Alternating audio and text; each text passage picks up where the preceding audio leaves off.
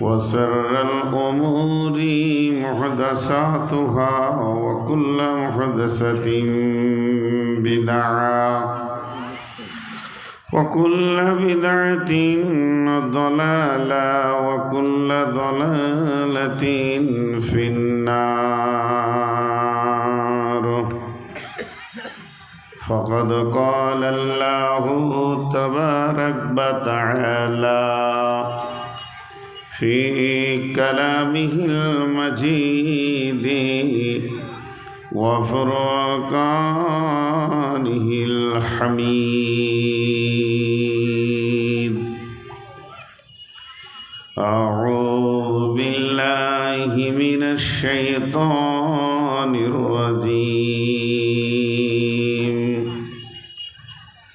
ألهاكم التكاثر حتى زرتم المقابر كلا سوف تعلمون ثم كلا سوف تعلمون كلا لو تعلمون علم اليقين لترون الجحيم ثم لترونها عين اليقين ثم لتسألن يومئذ عن النعيم. بسم الله الرحمن الرحيم.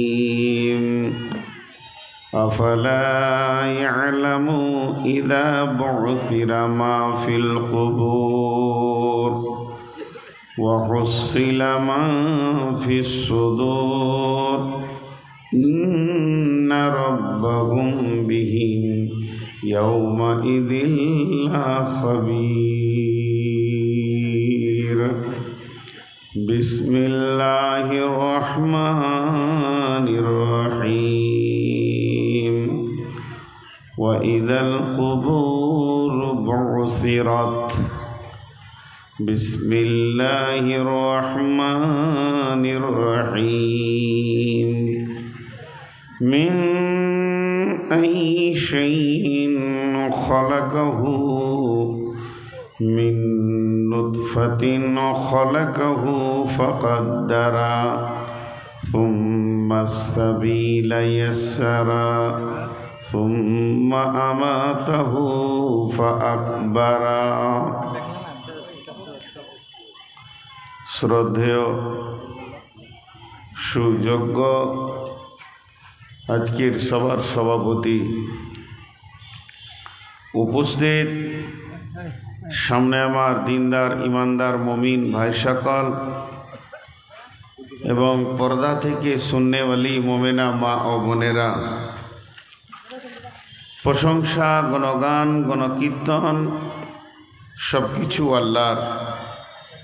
যে মহান মুনিব আজকে আমাদেরকে 24শে নভেম্বর রবিবার দিবাগত রাত্রিতে 2024 সালে মাদ্রাসা টালবাঙ্গরা দারুল উলুমে বিভিন্ন এলাকা থেকে এনে তার উন্নতি কল্পে জালসাতে বসিয়ে রেখেছেন যিনি, তিনি আমাদের মাবুদ। সেই মহান মুনিবের দরবারে আমরা একবার শুকরিয়া করি, আলহামদুলিল্লাহ। দরুদ ও সালাম বর্ষিত হোক আখিরি পয়গম্বর নবী মুহাম্মদুর রাসূলুল্লাহ, সকলে জোরে বলি নবী মুহাম্মদুর রাসূলুল্লাহ সাল্লাল্লাহু আলাইহি সাল্লামের উপর। আল্লাহুম্মা আমিন, আল্লাহুম্মা সাল্লি আলাইহি, আল্লাহুম্মা বারিক আলাইহি।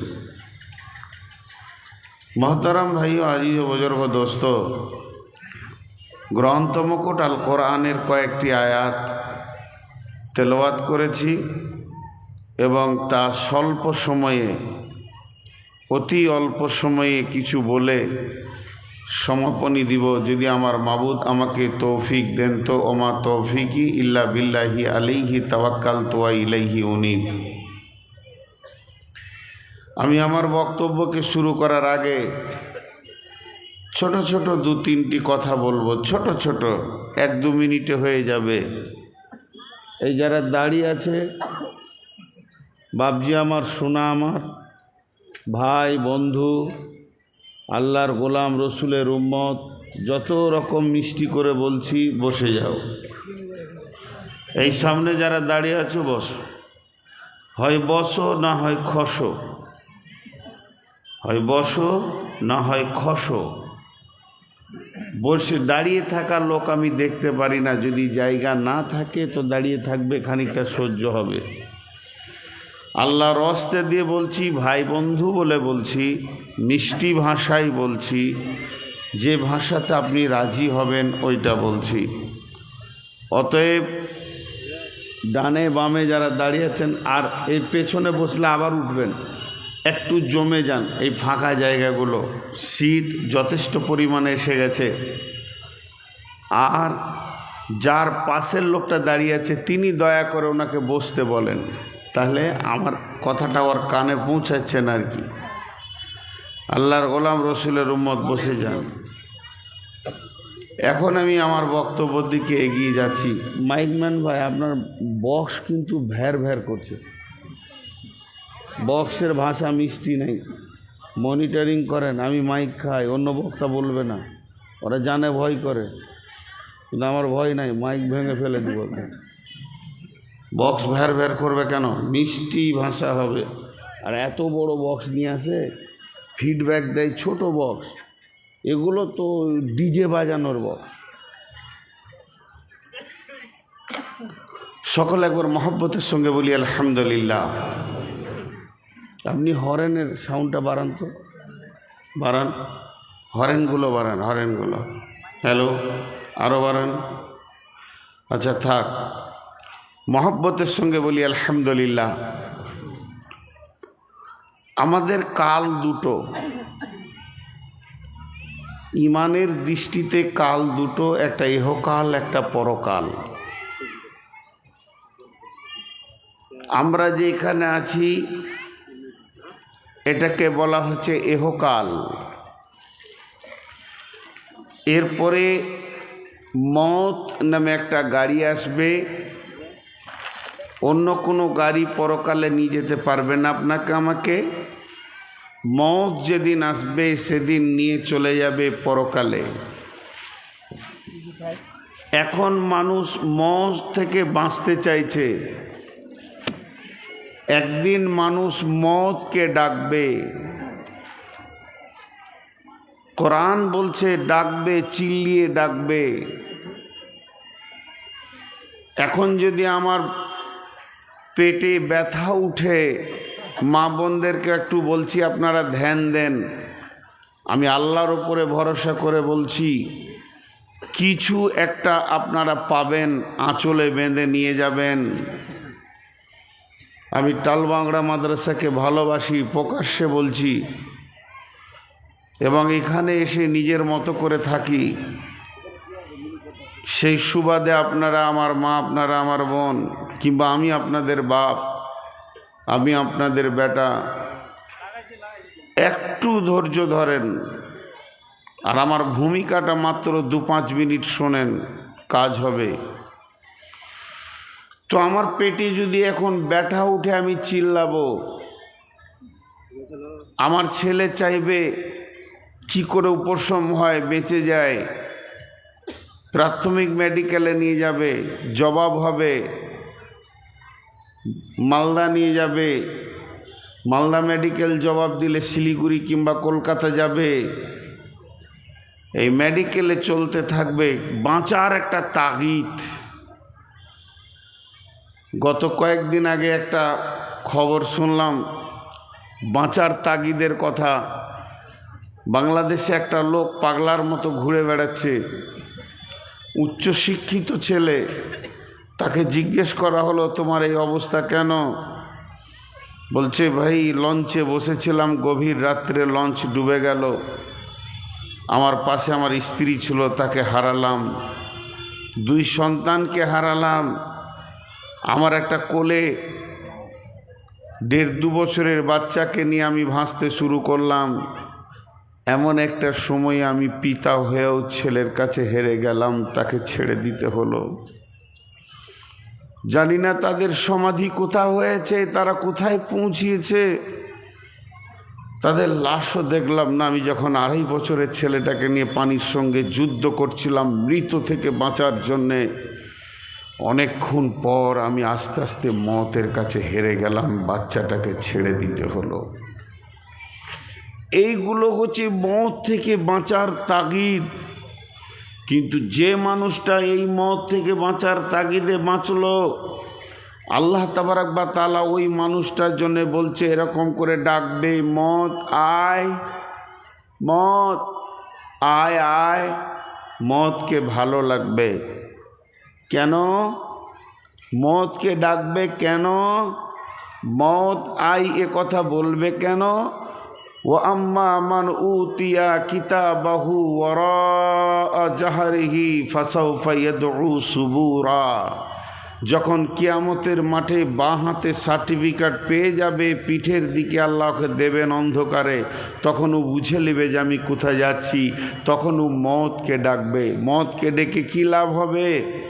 ওর ধারণা আমি ছিলাম আব্বা মা ভাই বোন ছেলে পিলে জমি জায়গা সম্পদের মাঝে।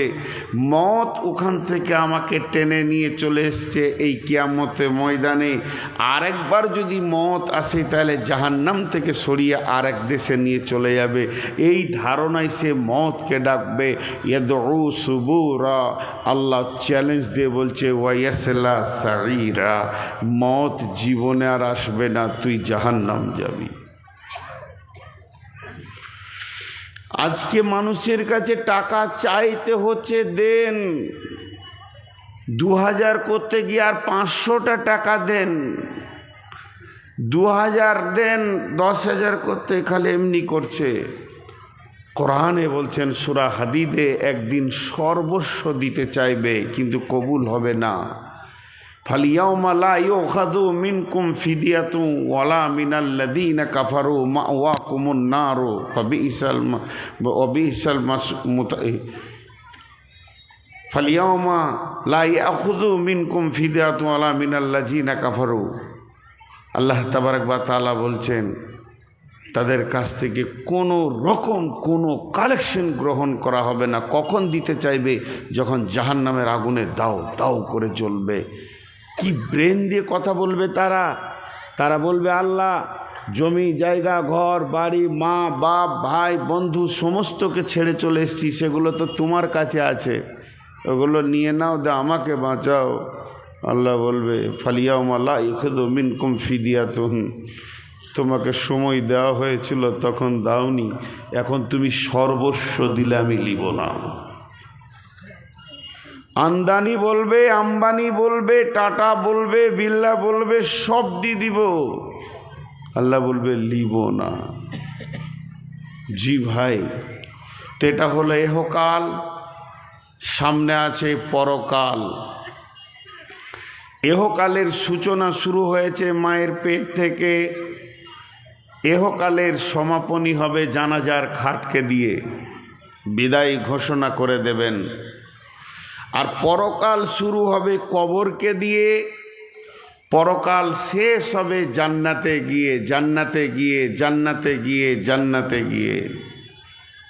পরকাল শুরু হয়েছে কবরকে দিয়ে, পরকাল শেষ হবে জান্নাতে গিয়ে। হযরতে ওসমান গনি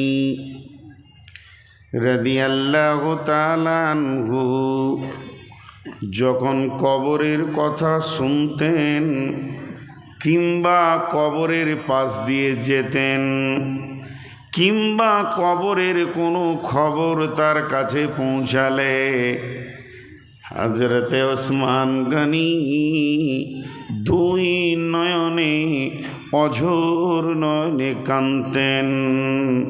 তিনি হাসরের কথাতে যত না কেঁদেছেন, তিনি কিয়ামতের কথাতে যত না কেঁদেছেন, তিনি পুলসেরাতের কথাই যত না কেঁদেছেন, সব থেকে বেশি কবরের কথাতে কেঁদেছেন।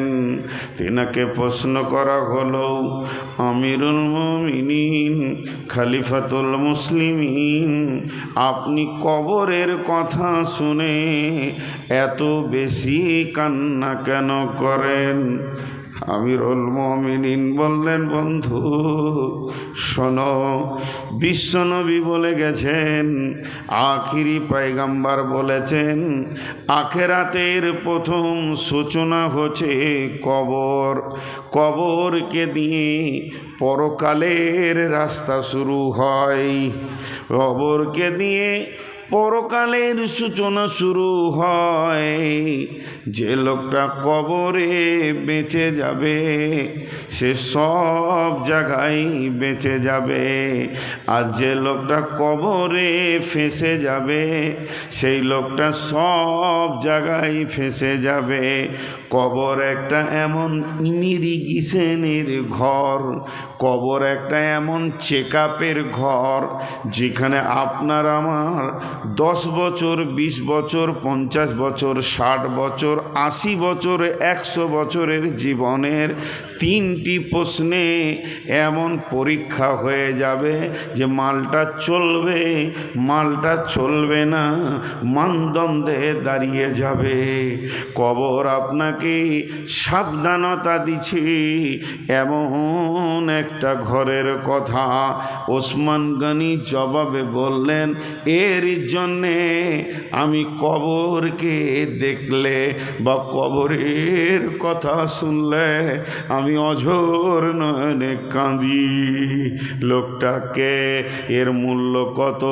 এই লোকটার নাম ওসমান, শুধু নয় গানি। তিনি কত ধনী ছিলেন, মাল ইসলামের জন্য কত ব্যয় করেছেন। শুধু তাই নয়, তার নাম হচ্ছে যুনূরাইন। তিনি নবীজির 2খানা মেয়েকে বিয়ে করেছেন, একটা মারার পর আর একটাকে বিয়ে করেছেন। শুধু এই পর্যন্ত নয়, আল্লাহর নবী ওসমানের জন্য 2টি সুসংবাদ দিয়েছেন।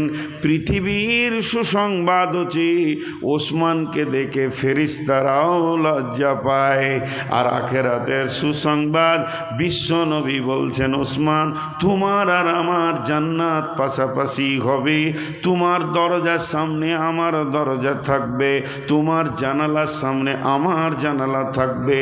তুমি ওসমান আর আমি আখেরি পয়গম্বর, আমাদের দুজনেরই জান্নাতের উদ্যানটাকে আল্লাহ পাশাপাশি সাজিয়েছেন। এই ব্যক্তিটা, এত দামি ব্যক্তিটা, নামে যার নামের শেষে আছে রাদিয়াল্লাহু আনহু, ওই ব্যক্তিটা কবরের খবর শুনে অঝোর নয়নে কাঁদেন। আপনাদেরকে কি ভাষা বললে বসবেন আমি ওইটাই বলতে রাজি আছি, পায়ে ধরতে রাজি আছি। যদি বসেন, পায়ে ধরার পর দাঁড়িয়ে থাকা লোক আমি দেখতে পারি না, একদম প্রথমেই বলেছি। চামড়া কত মোটা আছে, তোদের লজ্জা শরম নাই।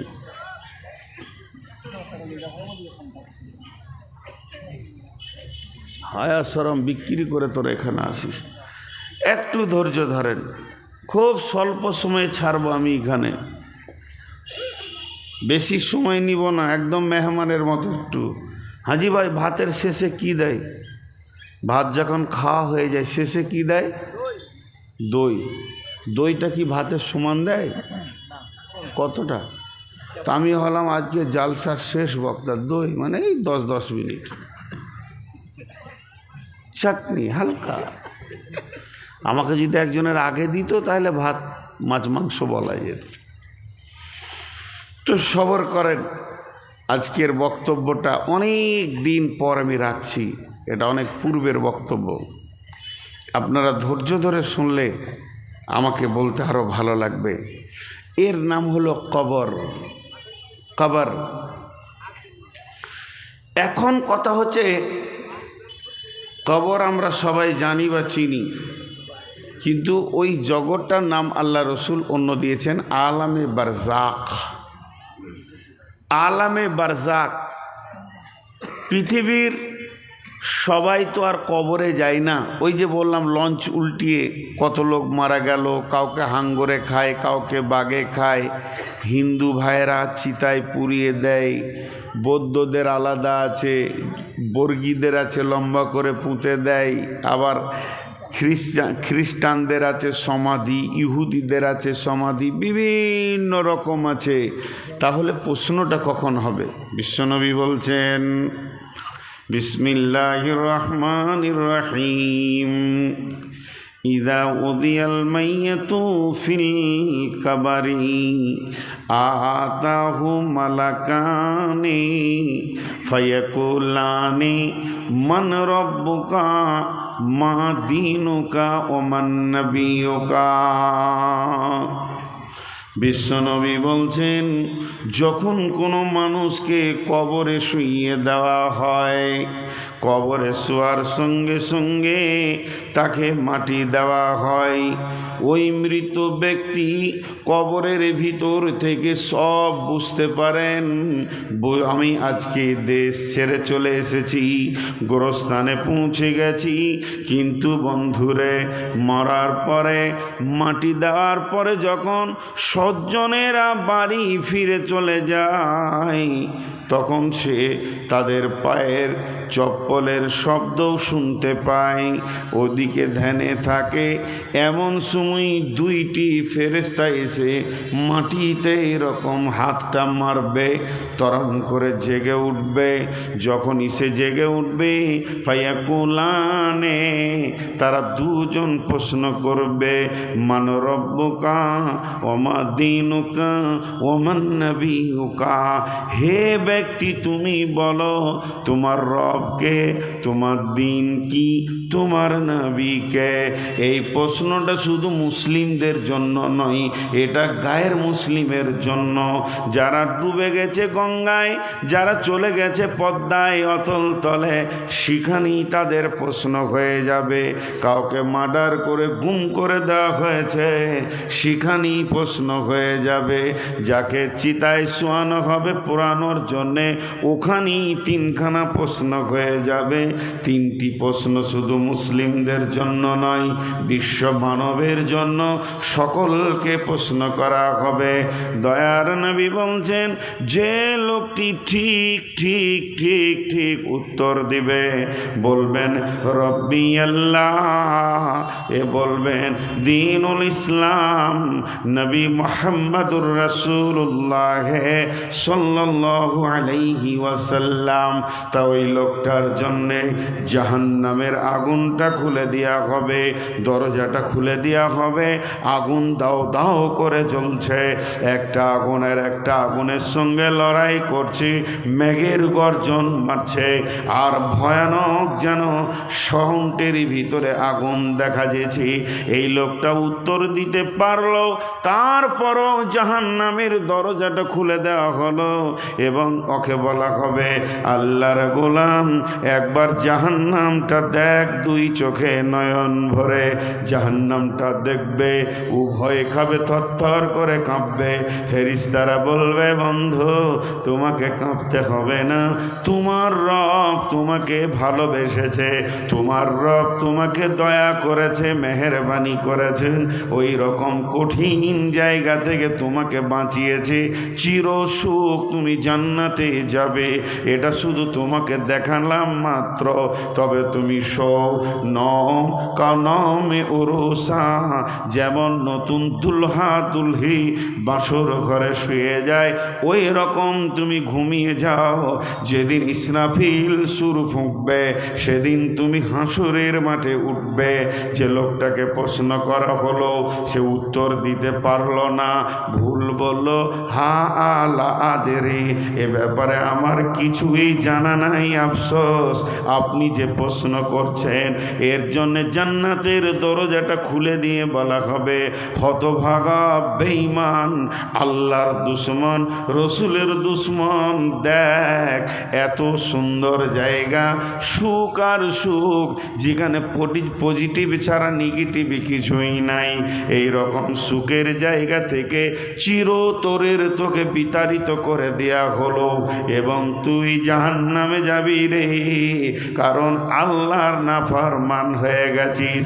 তাই হযরত ওসমান বলেছিলেন, তিনখানা প্রশ্ন এত জটিল নয়, এত সহজ প্রশ্ন আল্লাহ তাবারাক ওয়া তাআলা করেছেন। তিনটি প্রশ্নর জবাব আর কবরে দিয়ে যে বেঁচে যেতে পারবে, চিরদিন সে সব জায়গায় বেঁচে যাবে। আর যে কবরে ধরা খেয়ে যাবে, তার সব জায়গায় ধরা খেয়ে যাবে। ও বন্ধুবর, এর জন্যে আমি কবরের কথা শুনলে অঝোর নয়নে কাঁদি।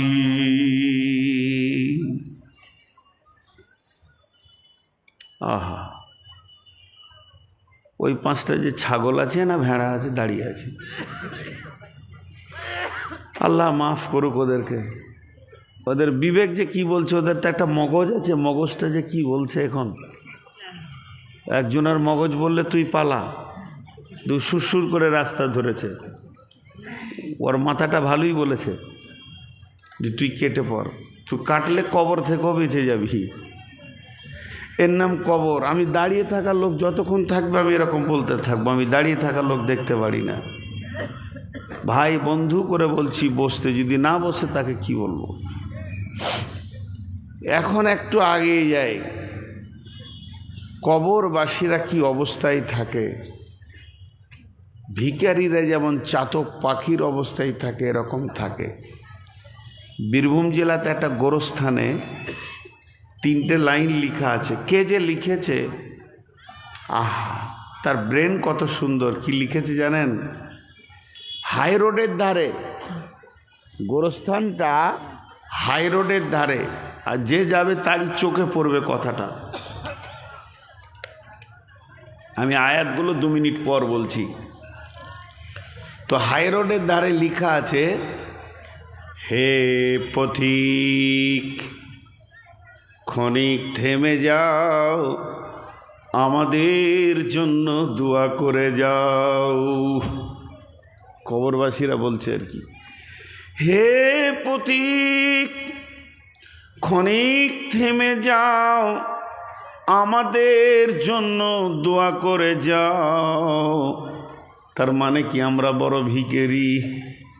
কালকের বক্তব্য যেটা ছিল, মত যেদিন এসে যাবে, নেকিও স্টপ, গুনাহও স্টপ। একটা গুনাহ কমানো যাবে না, একটা নেকি বাড়ানো যাবে না। দুটি কি স্টপ করে দেবে না মত। কবরবাসী এখন বহুত কষ্ট করে দেখছেন যে এখানে আমাদের আর নেকি বাড়াবার কেউ নাই। যদি দুনিয়াওয়ালারা কিছু পাঠায় তবেই আমাদের রাস্তা আছে।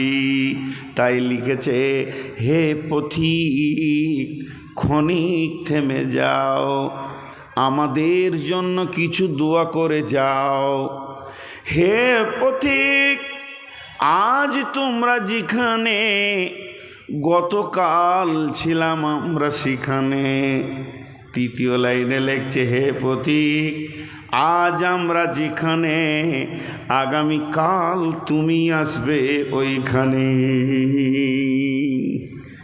পথিক, তুমি তোমার বিবেকের দরজাটা খুলো, আর ঘুমিয়ে থাকিও না, এবার জেগে যাও।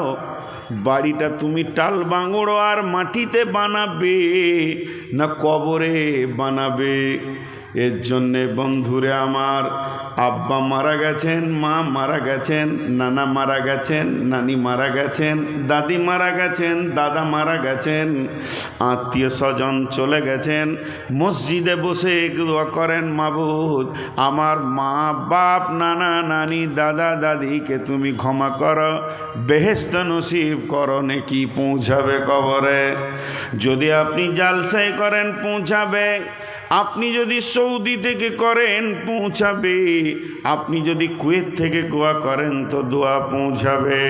আপনাকে এর জন্যে কবরের পাশে গিয়ে বলতে হবে না। কবরের পাশে বললে যতটা পরিমাণে মা বাপ পাবে, আপনি দূরে থেকেও বললে অতটাই পাবে। তারপরও বিশ্বনবী বলছেন, পারলে মাঝে মাঝে কবরকে জিয়ারত করিও। ইবাদতে যদি মন না বসে, পৃথিবীকে যদি তেতো না লাগে, আখেরাতকে যদি মিষ্টি না লাগে, দিল যদি পাষাণ হয়ে যায়, ইবাদতে যদি মন না লাগে, দিল যদি পাষাণ হয়ে যায়, আখেরাতকে যদি ভালো না লাগে, পৃথিবীটা যদি মিষ্টি লাগে, পৃথিবীটা যদি তেতো না হয়, মাঝে মাঝে গোরস্থানে যেও। টাকা আছে তুমি হজ করো, উমরা করো, দেশ বিদেশ ভ্রমণ করো। কোরআন বলেছেন, সিরু ফিল আরদি কাইফা কানা আকিবাতুল মুকাজ্জিবিন। পৃথিবীর মাটিতে যত ভ্রমণ করবে, তত তোমার জ্ঞানের দরজাগুলো যত তালা দেওয়া আছে, হুটো হুটো করে দরজাগুলো খুলবে। কিন্তু যদি আখেরাতের চেতনা নিতে হয়, মাঝে মাঝে গোরস্থানে গিয়ে চোখের পানিতে দাঁড়িয়ে দাঁড়িয়ে দেখবে তারা কিভাবে শুয়ে আছে। কত বড় বড় মাস্তান, কত বড় বড় গুন্ডা সান্ডা পান্ডা, কত বড় বড় আলিম, কত বড় বড় আল্লাহর ওলি, যারা তাহাজ্জুদে অঝোর নয়নে কেঁদেছেন, সেও নীরব নগরে শুয়ে আছে। সে আর কোনো কথা বলবে না।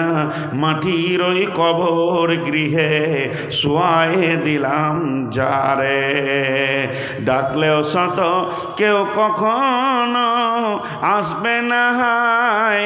মাটির বিছানা ছেড়ে মাটির ওই কবর গৃহে শোয়ায়ে দিলাম যারে। নবী রসুল সাহাবা ইমাম আল্লাহর ওলি যত আছেন শুইয়া কবর গৃহে, লক্ষ কোটি শত ডাকলে কত কেউ কখনো আসবে না। হায় মাটির বিছানা ছেড়ে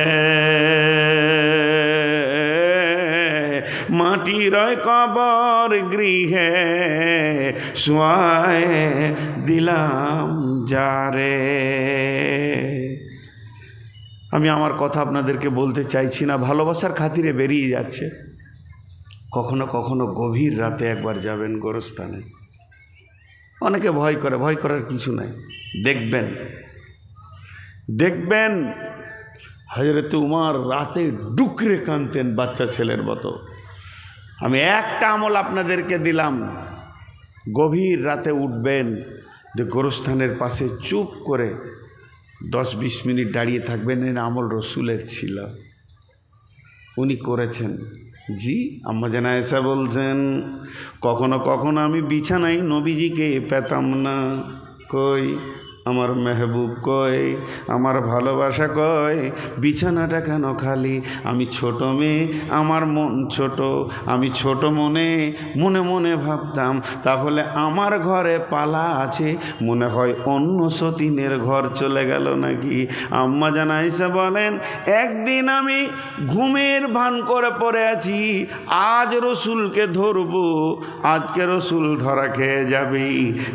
দেখলাম গভীর রাত্রিতে নবীজি উঠলেন, উঠার পরে তিনি দোয়া পড়তেন, এইভাবে হাতে হাত মলতেন, তারপরে মুখে নিতেন। আস্তে আস্তে নবীজি বিছানা ছাড়লেন, নিজের পোশাক পরলেন, শুধু তাই নয় মুখ টুক ধুয়ে উজু করলেন। আম্মা জান আয়েশা বলছেন, আমি সিআইডির মতো চোখটা খালি বন্ধ রেখেছি, আজ ধরা পড়ে যাবে, আমার ঘরে পালা অন্য বিবির কাছে কেন যাবে। এই ধরনের দেখছি দেখতে দেখতে দেখছি নবীজি দরজাটা খুলে যেয়ে বের হলেন, আমিও পেছনে পেছনে চাদর টানে উঠে গেলাম। বিশ্বনবী কোথাও গেলেন না। মসজিদের বাম সাইডে 10,000 শহীদ শুয়ে আছে। গারকুল বাকি চাঁদনি রাত্রিতে দেখছি আমার নবী সেই কবরের পাশে দাঁড়িয়ে দাঁড়িয়ে ফজর পর্যন্ত কাঁদলেন এবং দোয়া করে এলেন। তের কখনো কখনো চলে যেতেন একদম দক্ষিণ দিকে, যেখানে 70 জন বদরের শহীদ শুয়ে আছেন। বিশ্বনবী কখনো কখনো রাত্রিবেলায় জিয়ারত করে নিতেন। আমরা কবরকে ভুলেছি, কবরের স্বাদকে ভুলেছি। কবর বলে, এ আমার কাছে এসে দেখো আছে কত মজা, শান্তি পাবে সৎ আমলে, নইলে পাবে সাজা। বিশ্বনবী বলেছেন কবর একটা জান্নাতের টুকরো কিংবা জাহান্নামের সুলঙ্গ পথ, এর নাম কবর। বারবার কবরের ব্যাপারে আল্লাহর নবী হুঁশিয়ারি দিয়েছে।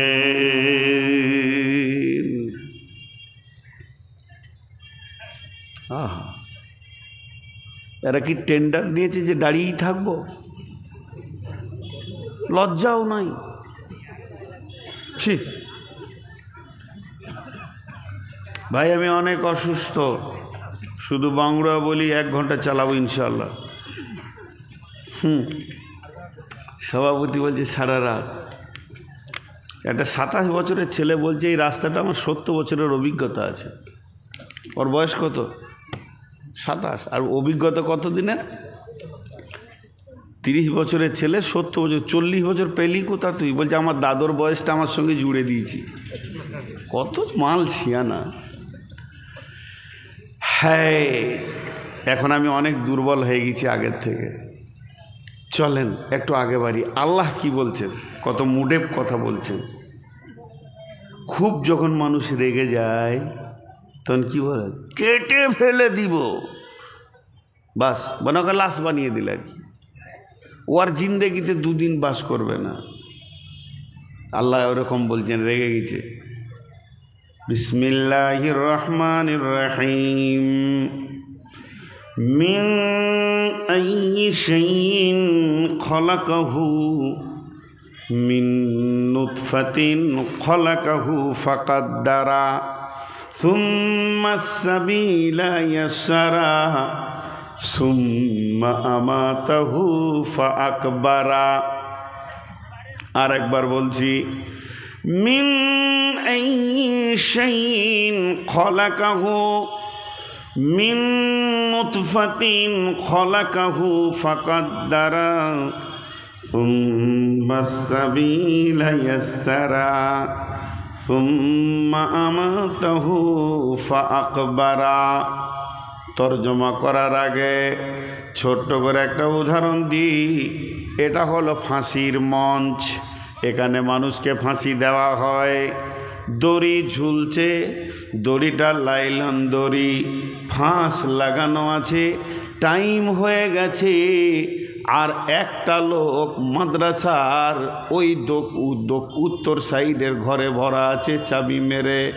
এরপরে ওকে 5টা 6টা সৈন্যতে পেছনে হাত বেঁধে এই দড়ির দিকে আনা হচ্ছে। ওখান থেকে ঘর থেকে বের হয়ে দড়িটাও দেখে নিয়েছে, আর ওই দিকেই ওর পাটা আসছে। বলেন ওই লোকের মনটা কেমন হবে? আর পা যাব রে, আর কটা শ্বাস নিব রে? এখনই আমাকে টেঙ্গে দেওয়া হবে, তুলে দেওয়া হবে। শেখ সাদি আলাইহির রহমাকে একটা লোক জিজ্ঞেস করলো, বন্ধু তুমি কেমন আছো?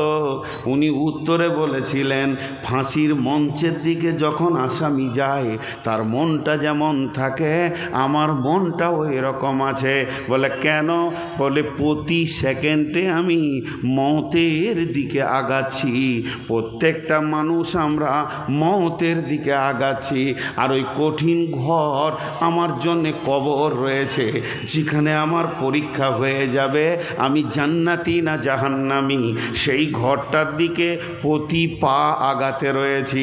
আপনারা ভাবলেন নূর মোহাম্মদ মঞ্চের দিকে এলো, আমি ভাবছি কালকে বাংলাদেশে আমি যাব, তাহলে রাস্তা সফর করছি, আর আল্লাহর খাতার হিসাবে ফেরেশতা লিখছে তোর আর 50,000 কিলোমিটার আছে কবর পৌঁছাতে। তার মধ্যে মালদা গেলি 500 হয়ে গেল, আবার চলে যাবি বাংলাদেশ আরও 500 হয়ে যাবে। প্রতি কদমে তুই কবরের দিকে আগাতে রয়েছিস। অতএব বন্ধুরে, ফাঁসির মঞ্চে যাওয়ার সময় মানুষের মানসিকতা যেমন হবে, যার দিলে কবর মনে পড়বে সে পৃথিবীতে ঘুরবে ফিরবে, কিন্তু খেয়ে উঠে বসে শান্তি পাবে না। আল্লাহ এবার বলছেন, আমাদের বিবেককে আল্লাহ ধাক্কা দিচ্ছেন। আল্লাহ কি বলছেন? আমাদের বিবেকে একটা খোঁটা মারছেন এরমভাবে। সবাই বিবেকগুলো খুলেন, যার বিবেক ঘুমিয়ে গেছে এই আয়াতটাতে জেগে যাবে। জানেন আল্লাহ বলছেন মিন আইয়ি শাইইন খালাকাহু, তোদেরকে কোন জিনিস দিয়ে আমি বানালাম।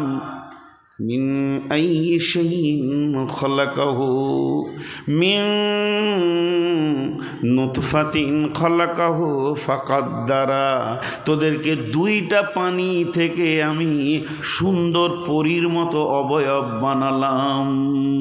সুম্মা সাবিলা ইয়াসসারা, যে রাস্তা দিয়ে তুই এসেছিস ওটা পেচ্ছাবের রাস্তা। একবার নয়, দুইবার নয়, একবার নয়, দুইবার তুই পেচ্ছাবের রাস্তা দিয়ে এসেছিস। একবার পুরুষের রাস্তা দিয়ে গিয়ে মেয়ের পেটে ঢুকেছিস, তারপরে মেয়ের পেচ্ছাবের রাস্তা দিয়ে আবার এখানে এসেছিস। ওই কঠিন 2টি রাস্তা, আগেরটা ছিল অতি সংকীর্ণ, তখন তুই ছিলি শুক্রাণু। এরপরে তুই একটা পুঁতলা যখন তৈরি হলে, এরপরে তোর এলো মহিলা পেচ্ছাবের রাস্তা। মিন আইয়ি শাইইন খালাকাহু, কোন জিনিস থেকে তোদেরকে আমি বানালাম। মিন নুতফাতিন খালাকাহু ফাকাদ্দারা, 2 জিন মানে বীর্য থেকে, নারী এবং পুরুষের বীর্য থেকে বানালাম। সুম্মা সাবিলা ইয়াসসারা, তোদের ওই রাস্তা 2টিকে আমি আসান করে দিলাম, তোদের ওই রাস্তাটা পৃথিবীতে আসার জন্য আসান করে দিলাম। সুম্মা আমাতাহু ফাআকবারা, সুম্মা আমাতাহু ফাআকবারা, পৃথিবীতে যত ঘুরবি ঘুরেলে তোকে একটা ভিসা মেরে দিয়েছি, এর বেশি থাকতে পাবি না। আমি আল্লাহ তোকে মারব, আবার কবরে শুইয়ে দিব। আমি আল্লাহ তোকে মারব এবং কবরে শুইয়ে দিব। শুধু কবরে শুইয়ে দিয়ে তোকে চিরদিন আমি রাখব না। ওয়াইদাল কুবুর বুসিরাত, আমি ইসরাফিলকে যখন বলবো সুর ফোঁক, ইসরাফিল 2য় সুর যখন ফুঁকবে, সারা পৃথিবীতে একটা নারী, একটা পুরুষ, একটা শিক্ষিত, একটা অশিক্ষিত, একটা বৃদ্ধ, একটা বৃদ্ধা, একটা শিশু, একটা পাগল, একটা মেন্টাল রোগী, যে কোনো হোক না কেন, কবরে লুকিয়ে থেকে যাবি এটা হবে না। সবগুলোকে ময়দানে দাঁড় করাবো। ফাইন্নামা হিয়া জাসরাতু ওয়াহিদা ফাইদা হুম বিসাহিরা, এমন একটা হুঙ্কার মারবো, তুই তো দূরের কথা, তোর গোষ্ঠী, তোর বংশ হাজির হয়ে যাবে এবং সবগুলোকে এক জায়গাতে জমা করব। বানালাম আমি, মায়ের পেটে তোকে দুনিয়াতে আনলাম, মারবো, মেরে কবরে নিয়ে যাব। একবার বিবেকের দরজাটাকে খোল, আর চায়ের দোকানে ঘুর ঘুর ঘুর ঘুর ছেড়ে দিয়ে মসজিদে এসে উবুর হয়ে পড়ে যা। যে এতটা ক্ষমতা রাখে তার পায়ের নিচে মাথাটা দিয়ে অঝোর নয়নে তুই বল, আল্লাহুম্মা ইন্নী আউযু বিকা মিন আযাবিল কবরি। শুধু কবরের কথা বলছি, আজকে কবর নিয়েই 2টি কথা বলবো। 1-2 করে উঠছে। জি, আল্লাহর রাস্তে একটু ধৈর্য। আপনাদের বিরক্ত লাগছে নাকি?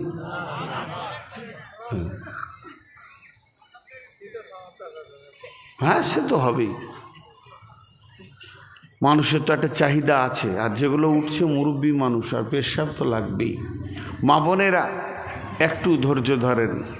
কবর এমন একটা জায়গা, অতি সংকীর্ণ জায়গা, অতি প্রশস্ত জায়গা, যে আল্লাহ কত বড় চ্যালেঞ্জ দিলেন। এরপর আল্লাহ কসম খাচ্ছেন। কি কসম খাচ্ছেন দেখেন, বিসমিল্লাহির রহমানির রহিম, ওয়াল আদিয়াতি যাবহা ফাল মুরিয়াতি কাদহা ফাল মুগীরাতি সুবহা ফাআসারনা বিহি নাকা ফাওয়াসাতনা বিহি জামা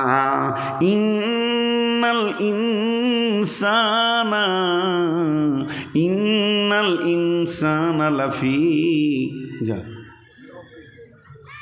والعاديات ضبحا فالموريات قدحا فالمغيرات صبحا فأثرن به نقعا فوسطن به جمعا إن الإنسان لربه لكنود وإنه على ذلك لشهيد وإنه لحب الخير لشديد أفلا يعلم إذا بعثر ما في القبور أفلا يعلم إذا بعثر ما في القبور وحصل ما في الصدور إن ربهم بهم يومئذ لخبير। শুধু এই কসম কটার যদি বিবরণ করা যায়, মাথা কাজ করবে না যে আল্লাহ কি বলেছেন। ঘোড়ার গতিকে নিয়ে আল্লাহ কসম খেয়েছেন, চারটিখানি কথা বলেননি। জি, ছোট করে একটা জিনিস আপনাদেরকে বলি। কিছু জিনিস আছে বিড়ম্বনা, কিছু জিনিস আছে বিড়ম্বনা, আমার মন চাই না কিন্তু হবেই। এরকম কিছু জিনিস আছে না, আমার এগুলো সব কাঁচা ছিল, মন চাইছে সাদা হোক, কিন্তু হবেই হবেই। আজকে দু একটা কালো দেখছেন, আর 2 বছর পর সবটি সাদা। বিড়ম্বনা, মন চাইছে না। তারপরে দাঁত ভাঙবে, চোখে কম দেখবো, শরীর দুর্বল হবে, হবেই। এগুলা কেউ চাই না, পৃথিবীর কোনো মানুষ চাই না যে আমি এরকম দুর্বল হয়ে যাই আস্তে আস্তে, কিন্তু হবেই, হবেই। তেমনি কবরে কেউ যেতে চাই না, তবে আমরা হাঁটছি কবরের দিকে। কবরে কেউ যেতে চাই না, তবে আমরা হাঁটছি কবরের দিকে। আল্লাহ সময়কে কেন্দ্র করে 3টি সূরা দিয়েছেন। একটা সূরার নাম দোহা, একটা সূরার নাম ফজর, একটা সূরার নাম আসর। ফজর আর আসর নাম কেন হলো, একটা দিনের শেষে কেন হলো, একটা রাতের শেষে কেন হলো, এই কেনে নিয়ে কথা বলতে গেলে অনেক কথা চলে আসবে। সময়ের ওপরে, সময়ের কত গুরুত্ব, সময়ের কত মূল্য, এর ওপরে অনেক কথা চলে আসবে। তা আমি ওদিকে যাব না, মহা জঙ্গল থেকে ছোট্ট একটা জড়ি নিব। যতগুলো কারণ আছে তার মধ্যে একটা কারণ আপনাদের কাছে 1 মিনিটের জন্য তুলে ধরছি। সেটা কি? সূর্য কথা বলে। এটা দার্শনিকদের কথা বলবেন না যে আমি বলেছি, বুখারীতে আছে। সূর্য কথা বলে। জি ভাই, সূর্য কথা বলে। যেমন যারা গাড়ি চালান, গাড়ি কথা বলে, 4 চাকা হোক 2 চাকা হোক, গাড়ি কথা বলে না? বলে। ড্রাইভারের সাথে বলে যে আমাকে এখন কোন গিয়ারটা লাগবে, আমি কোন গিয়ারে গেলে ঠিক থাকবো। ড্রাইভার সেইভাবে দুজনকে মেজারমেন্ট করে চলে। তেমনি সূর্য কথা বলে। কিরম কি কথা বলে? বন্ধুরা আমার, সূর্য 2 বার কথা বলে। একবার সকালে উঠে তখন কথা বলে, একবার যখন সন্ধ্যায় ডুবে তখন কথা বলে। সকালে যখন উঠে তখন বলে, বিশ্ববাসী রে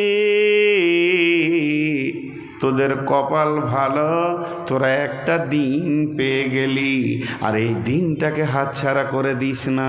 যত গুনাহ করেছিস রবের কাছে একবার তওবা করে নে, কেঁদে নে। আর আজকের দিনে তুই জিন্দেগির মোড়টাকে ঘুরিয়ে নে। এতদিন পাপে ছিলি, এবার ভালোর দিকে আয়। ইন্নী ওয়াজ্জাহাতু ওয়াজহিয়া লিল্লাযী ফাতারাস সামাওয়াতি ওয়াল আরদি হানিফা ওয়া মা আনা মিনাল মুশরিকিন। ঘুরে যা, ঘুরে যা, ঘুরে যা। যখন সূর্য পশ্চিম দিকে তুলু তুলু তুলু তুলু তুলু তুলু তুলু তুলু নিবু নিবু নিবু নিবু নিবু নিবু নিবু নিবু করে ডুবে যায়, তখন বিশ্ববাসীকে বলতে বলতে যায়, দুনিয়াওয়ালা রে, হতভাগার দল, আজকে 5 ওয়াক্তের নামাজে তোকে পাওয়া গেল না, আল্লাহর কাছে পাওয়া গেল না। তবে আমি চলে গেছি, একটা সংবাদ দিচ্ছি তোর কানে, তুই এটা নিয়ে নে। তুই কবরের দিকে একদিনের রাস্তা এগিয়ে গেলি।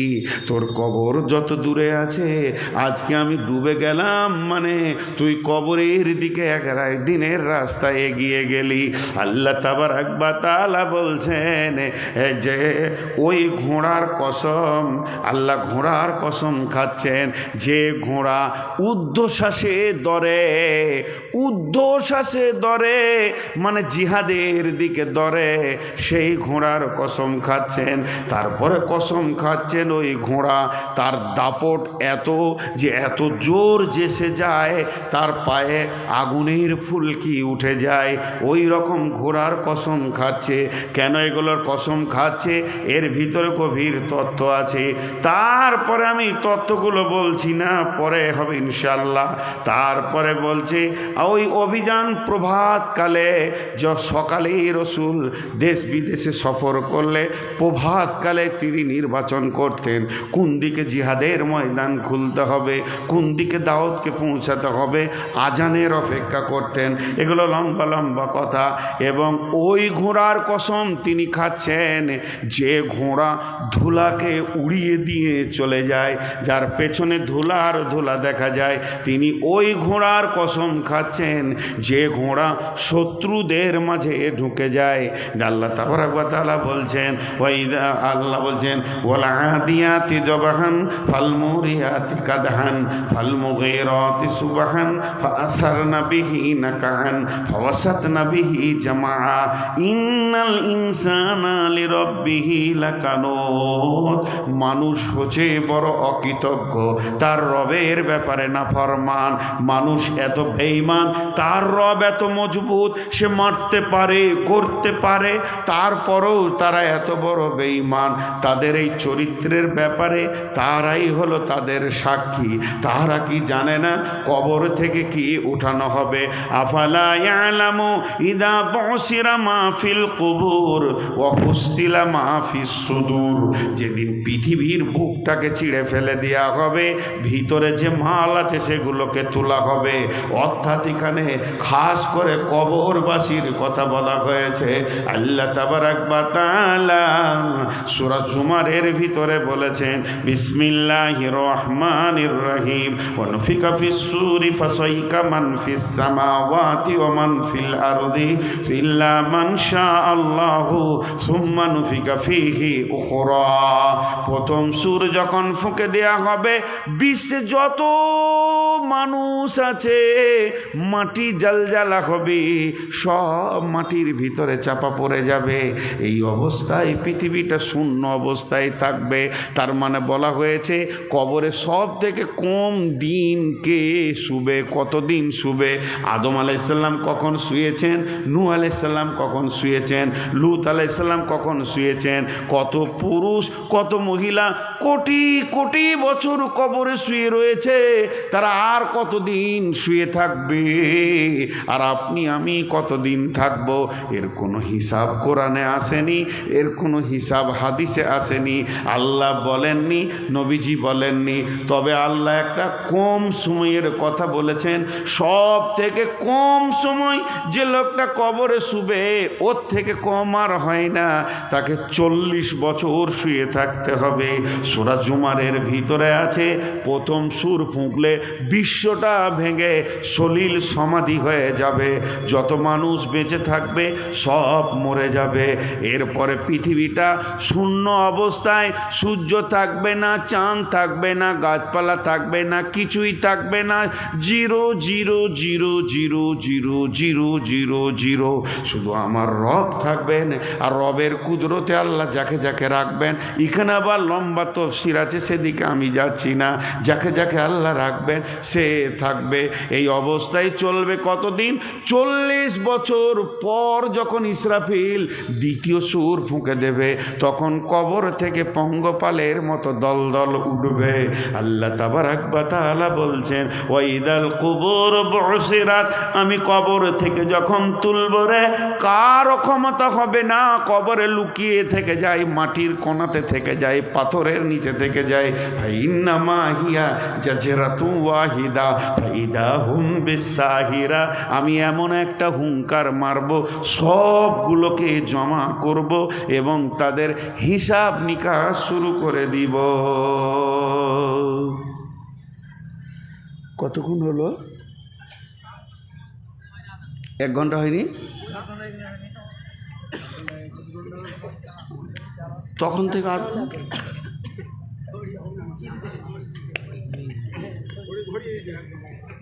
সবর করেন, আসলে রোগা হয়ে গেছে এখন।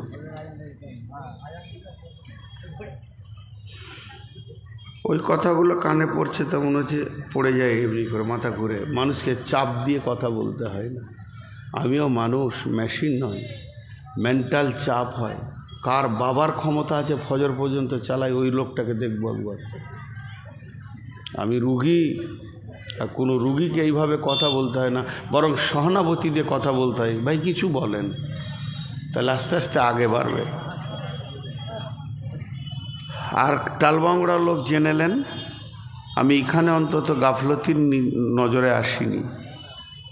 বাস যেটুকু করছি দিল থেকে করছি। এরপরে আরও গভীরের দিকে যাচ্ছি, আপনারা একটু সবর করেন। আর 2টি আয়াত পড়েছি আপনাদের সামনে, সেই গভীরতা কবরের এবার ভিতরকার দিকে চলে যাব। ছোট ছোট 2টি উদাহরণ দিব, উদাহরণগুলো একটু মনোযোগ দিয়ে শুনবেন। আমি যা কিছু বললাম 1টা ঘন্টা, পুরো 1টা ঘন্টা শুধু কবরের ওপরেই। তো আল্লাহ তাবারাক ওয়া তাআলা, রসুল বলেছেন সেই কবরে 3টি প্রশ্ন করা হবে। তা আমি আপনাদের সামনে ছোট্ট করে একটা উদাহরণ দিয়ে একটু আগাতে চলেছি। সেটা হচ্ছে যে কবরের প্রশ্ন হবে 3টি। কবরের প্রশ্ন হবে 3টি। মান রব্বুকা, মা দীনুকা, ও মান নবিয়ুকা। একজন ইহুদি মেয়ে রাসূলুল্লাহ সাল্লাল্লাহু আলাইহি ওয়াসাল্লামের ঘর এলেন। আম্মা জান আয়েশাকে বললেন, কিছু আছে মা, আমাকে দেন ভিক্ষা। তো কিছুই ছিল না, মাত্র 2টো খেজুর ছিল। আম্মা জান আয়েশা খেজুর 2টা ওই মহিলাটার হাতে দিলেন। তো এমনি করে হাতে নিয়ে ইহুদিদের মেয়েটা আল্লাহর আম্মা জান আয়েশাকে দোয়া দিচ্ছেন, আল্লাহ তোমাকে যেন কবরের আযাব থেকে মুক্তি দান করেন। আম্মা জান আয়েশা বলছেন, কবরের আযাব? তো ওটা মনে রেখেছেন। কিছুক্ষণ পর রসুল আসলেন, রসুলকে জিজ্ঞাসা করছেন, ইয়া রাসূলুল্লাহ, কবরে কি আযাব হবে?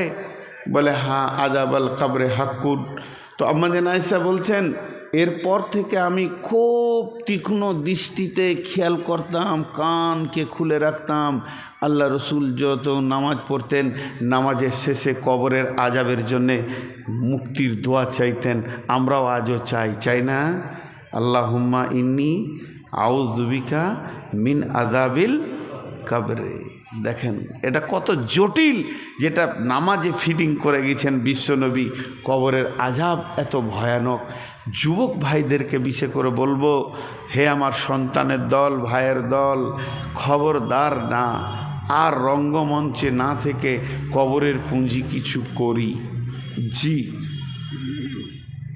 সালাম, মঞ্চে উঠলাম, সালাম দিলাম, আসসালামু আলাইকুম। আপনারা উত্তরে বললেন ওয়ালাইকুম সালাম। পৃথিবীর বুকে যার সঙ্গে যার দেখা হয় আসসালামু আলাইকুম, এক ইমানদার আর এক ইমানদারকে দোয়া দেয়, তিনিও বলেন ওয়ালাইকুম সালাম। কিন্তু বন্ধুরে, আরও দুটি জায়গা আছে সালাম দিতে হয়। সালাম দিয়ে শুধু চুপ থাকলে হবে না, দু চারটা কথা আরও বাড়িয়ে নিতে হয়। সেখানে উত্তরের অপেক্ষা করা যাবে না। যখন আপনি মসজিদে ঢুকবেন, ওয়াসসালাতু ওয়াসসালামু আলাইকা ইয়া রাসূলুল্লাহ, আল্লাহুম্মা আফতাহলি আবওয়াবা রাহমাতিকা, আসসালামু আলাইকুম আল্লাহুম্মা আফতাহলি আবওয়াবা রাহমাতিকা। তার মানে হচ্ছে মসজিদে তুমি সালাম দিয়ে ঢুকো, মসজিদ ঢুকার তুমি দোয়া পড়ো। ঢুকে দেখলে কেউ নাই, আমি সালাম দিলাম কাকে? জি না, আল্লাহর কোনো মসজিদ ফাঁকা থাকে না। প্রতিনিয়তে প্রতি টাইমে কোনো জিন কোনো ফেরেশতা আল্লাহর ইবাদতে রয়েছে। অতএব তুমি মসজিদে ঢুকবে, সালাম দাও। বিশ্বনবী বলছেন আর একটা জায়গা যখন তুমি যাবে সেখানেও সালাম দাও, কিন্তু উত্তরের অপেক্ষা করিও না। সেটা কোন জায়গা?